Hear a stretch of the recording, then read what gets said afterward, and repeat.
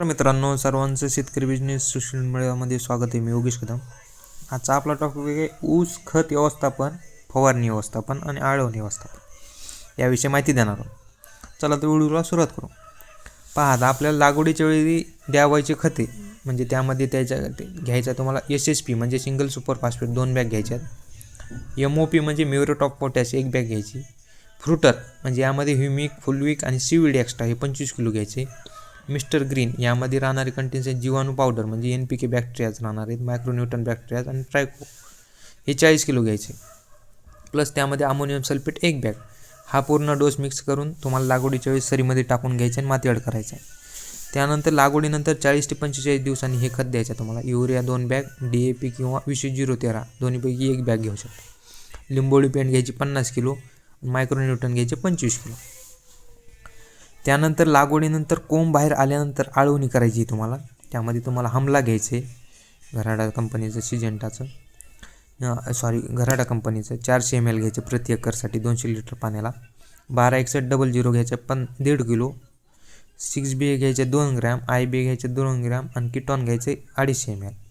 याचा तुम्ही 200 लिटर पाण्यात मिक्स करून प्रति एकरसाठी आळवणी करायची. त्यानंतर दुसरी फवारणी. आता फवारणी कोणती घ्यायची पहा. GA घ्यायचे किंवा 6BA.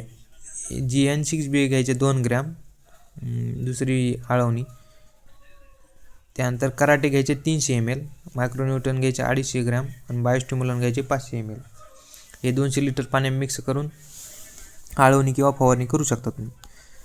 त्यानंतर लागवडीनंतर 75 ते 80 दिवसांनी तुम्हाला घ्यायचे युरिया 1 बॅग आणि ह्युमिक घ्यायचे 1 किलो. याप्रमाणे खताचा डोस द्यायचा.